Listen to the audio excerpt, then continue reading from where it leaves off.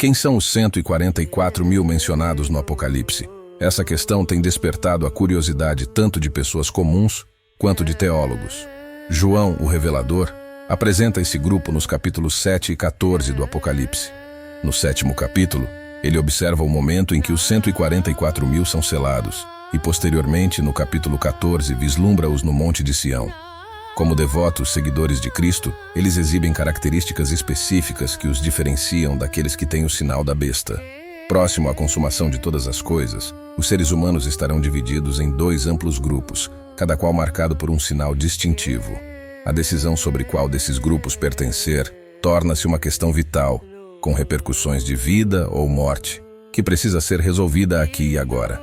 Assim, cada indivíduo determinará o seu destino. A quem dedicaremos nossa lealdade? Que nome carregaremos? Qual sinal ou selo nos marcará? Que caminho seguiremos? Várias características essenciais identificam os 144 mil mencionados nos capítulos 7 e 14 do livro do Apocalipse. Em primeiro lugar, trazem o nome do Cordeiro e o de seu Pai inscritos em suas frontes. Apocalipse 14, 1. Qual é a importância desse nome? Conforme a Bíblia, existe uma ligação intrínseca entre a pessoa e seu nome. Antigamente, o nome representava a natureza e a personalidade de quem o possuía. Ao carregarem o nome do Cordeiro e do seu Pai, os 144 mil, sem dúvida, refletem a natureza e a personalidade de ambos, sendo a imagem de Deus, conforme amplamente definido em Gênesis 1, 26 e seguintes. Ao considerar a possibilidade de adotar um novo nome, fica implícito que aquele que o carrega é propriedade de quem o confere. Além disso, sugere-se a inclusão na família de Deus. Toda pessoa que recebe esses nomes entra em uma nova existência, experimenta, por assim dizer, uma mudança de proprietário e passa a viver sob a autoridade e proteção do Pai amoroso e de seu Filho. Essas são as vantagens da adoção. O novo nome é registrado na fronte. Apocalipse 14:1. Os neurologistas nos dizem que a parte anterior do cérebro, mais próxima da testa, abriga os centros do pensamento abstrato, da faculdade de raciocinar, da dedução e da lógica. Supõe-se que essa referência à testa seja porque é a região do corpo onde ocorrem os processos cruciais relacionados ao pensamento e à razão.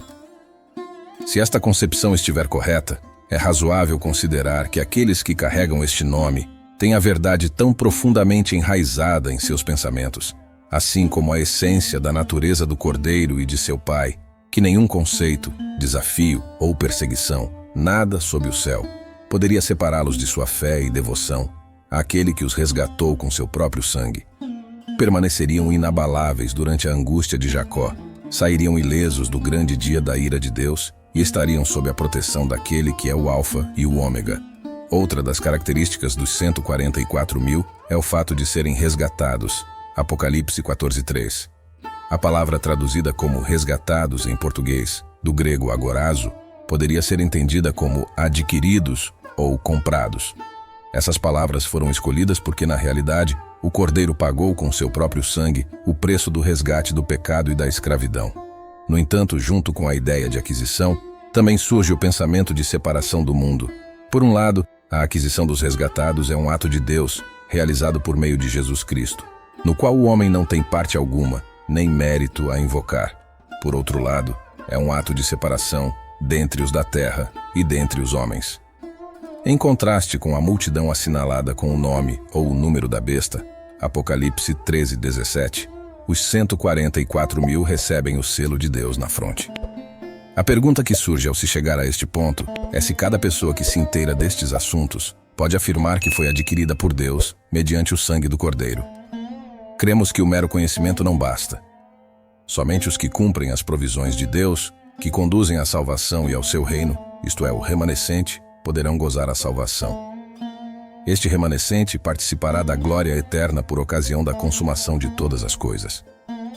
As palavras enigmáticas que surgem em Apocalipse 14:4, indicando que esses resgatados não foram contaminados por ligações afetivas, pois são inocentes, têm sido interpretadas de várias maneiras. Dada a natureza simbólica do Apocalipse, seria sensato concluir que a abstenção de se contaminar está relacionada à escolha de não se envolver em práticas idolátricas, que profeticamente equivaleria a adultério e fornicação. Os 144 mil não se envolveram em relações indevidas com a grande sedutora. Apocalipse 17:1. A grande Babilônia, a mãe das prostitutas. Versículo 5. Nem com suas descendentes, também prostitutas. Disse que os 144 mil são inocentes. A palavra grega da qual deriva esse termo não implica apenas mulheres. O termo pode ser aplicado a ambos os sexos em grego, assim como em português. Eles são chamados inocentes, porque exibem o sinal da pureza, permanecem castos e mantiveram-se perpetuamente sem contaminação. Guardam uma fé pura. O fato de não terem aceitado nenhum tipo de relação imprópria com outras entidades religiosas indica que tiveram sucesso em permanecer fiéis ao seu compromisso com Deus. Aceitam apenas uma conexão, a verdadeira ligação de amor e fé com o Pai e com o Cordeiro, que os redimiram da escravidão do mundo e do pecado, adotando-os como filhos e filhas de Deus. A observação de que não se detectou falsidade em seus discursos, Apocalipse 14:5, sugere que seu caráter foi examinado. O poder transformador do Cordeiro transformou esses seres anteriormente pecaminosos, desonestos e propensos ao erro, de modo que não apresentam nenhuma atitude enganosa ou algo relacionado à desonestidade e à mentira. A razão pela qual não se detecta engano nesta última geração de fiéis reside em seu caráter imaculado. São sem mácula. Apocalipse 14:5. A palavra grega traduzida como sem mancha é amomos, podendo também ser traduzida como sem falta, sem nódoa e sem falha. Ela transmite a ideia de algo imaculado, tanto no sentido moral quanto no religioso. Era o propósito de Deus que os membros da igreja cristã primitiva atingissem esse nível, para que fôssemos santos e sem mácula diante dele. Efésios 1:4. Disse Paulo aos Efésios. Veja também Efésios 5:22. Os filipenses deveriam ser irrepreensíveis e sinceros. Filipenses 2:15. Cristo desejava apresentar aos pais os colossenses, santos e sem mácula e irrepreensíveis. Colossenses 1:22. Aqueles que aguardam novos céus e nova terra deveriam ser sem mácula e irrepreensíveis. 2 Pedro 3:14. Noé, que viveu conforme tudo o que Deus lhe ordenou. Gênesis 6:22. Foi declarado irrepreensível e aparece juntamente com sua família fiel, como os únicos sobreviventes da destruição universal causada pelo dilúvio. Noé e sua família representavam o remanescente que sobreviveu à primeira destruição do mundo, sendo, portanto, um símbolo do remanescente, ou seja, dos 144 mil que sobreviverão à segunda destruição do mundo, que ocorrerá por ocasião da segunda vinda de Cristo. Na Nova Jerusalém Celestial, entoarão um cântico novo diante do trono, Apocalipse 14:3.